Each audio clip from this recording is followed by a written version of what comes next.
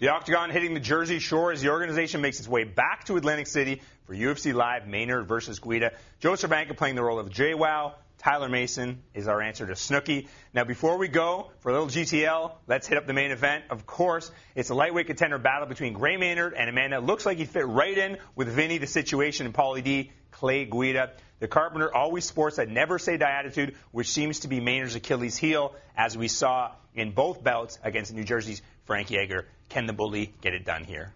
I mean, you just said it right there. I mean, the big knock on Gray Maynard has kind of been his cardio. He's a very big lightweight. He likes to, use a lot of power punches early on and uses his wrestling to keep the fight standing. That being said, I mean, Clay Guida, he likes to push the pace. He uses his wrestling to keep it on the ground. He's kind of like a stifling, a lot of people say lay and pray style. And because of that, I'm going to go with Gray Maynard. The power, I think, is going to be the difference. I think his boxing is a little bit sharper.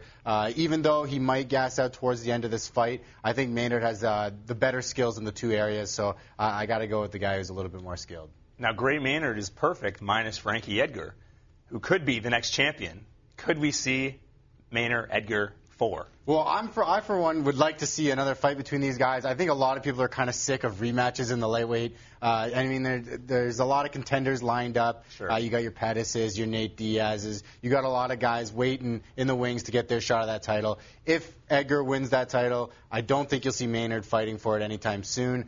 Then again, if Henderson wins and you see Maynard put together a couple wins, that's an interesting fight. You need someone as big as Henderson who has the wrestling and the power to really challenge him. So maybe if Maynard puts a couple of wins together, you might see him down the line fighting for the title. Okay. We stay with 155-pounders as the pride of London, Ontario, Sam Stout looks to rebound from a tight loss to Thiago Tavares in Brazil at UFC 142. Ironically enough, Spencer Fisher, his opponent, lost to Tavares as well in Brazil, but at UFC 134. For the King, it was his second straight loss and 4 of his last 5.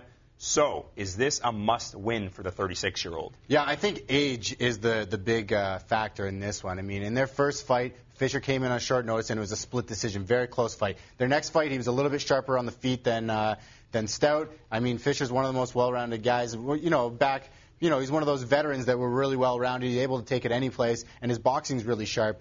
But you know what? I think age is the problem. I think in his last five fights, you've seen how much he's slowed down from his earlier days. And Stout, I mean, here's a guy who has one of the best chins at lightweight. Cardio that never stops. He can keep going forever. If he pushes the pace on someone as old as Fisher, who's slowing down his last fights, I think this is a fight that Stout takes. Now, Stout's been one of these guys, always entertaining, always brings fight of the night, knockout of the night. What could be next for him? He's not quite up to that contendership level, but what could you see next for him with a win here? The big knock on Stout is every time he seems to get so close to being contender, he loses that one fight. And I think we've seen, recently his power has come out in the Eve Edwards fight. Yep. I mean, he's shown that he can really add power to his striking game more. Before he was more of like a cardio, push the pace and just take a lot of shots and just outwork the guy. Now he's showing that he's got some power. He's still young. He has tons of experience. But it all comes down to, can he string the wins together? And I mean, hopefully he can. Throw a name out there. What would you like to see him? What would be an entertaining fight for him next?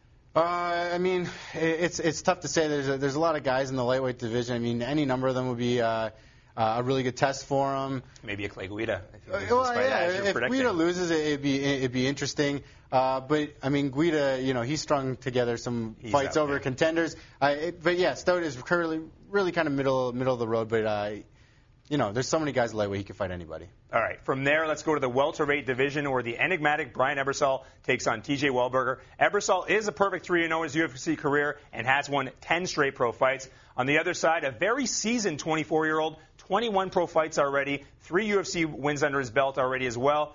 Now, Tyler, I already know you're big on Mr. Wahlberger, but can he answer this biggest test for him to date?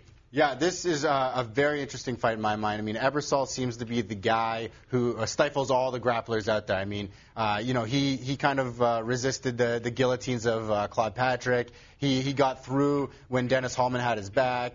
He's a guy who, even if he's losing early on, his experience really takes over, and he's able to get through these guys that are attacking a lot on the ground. I mean, he does have a grappling background, an NC Division I wrestler. He's been fighting forever. But this is going to be my upset pick of the night. I'm going to go with Wahlberger. He's a young kid. In his last 2 fights we've seen, he's got killer instinct on the ground. That armbar on Jake Hetch was magnificent. I mean, he just tears right through guys. When he smells blood, he has the submission. I think he gets it done. I don't think he's going to let Ebersol sneak out of these submission attempts. You said it's your upset of the week, and it would be an upset. Now, Brian Ebersol was going to be matched up against Rory McDonald, a big-time contender in the division. If Wahlberger gets past Ebersol, what could be next for him? Well, I mean, it really depends on how spectacular a win is. I mean, I've said this before. I'd like to see a guy like Eric Silva fight a Rory McDonald, but Rory McDonald's busy. Yeah. Maybe an Eric Silva versus a Wahlberger would be a pretty interesting fight. I mean,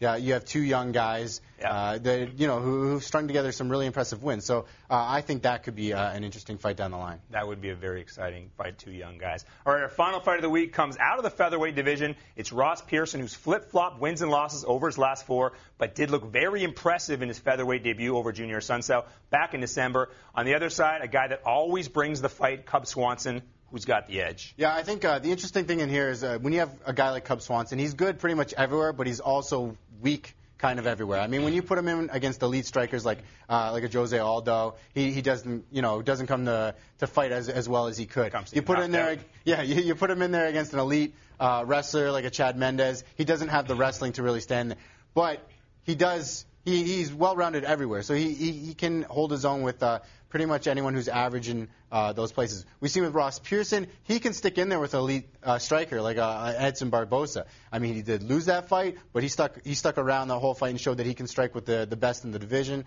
and that was at lightweight. Now at featherweight, Ross Pearson, I think he's going to do even more damage. I think he's going to have the wrestling to keep this standing, and I think his boxing is just too good for Swanson. All right, we always talk about the featherweight division, a division that is looking for contenders. Where does this put them on the ladder closer to Jose Aldo's belt? I think both guys would be a couple fights away from being a contender.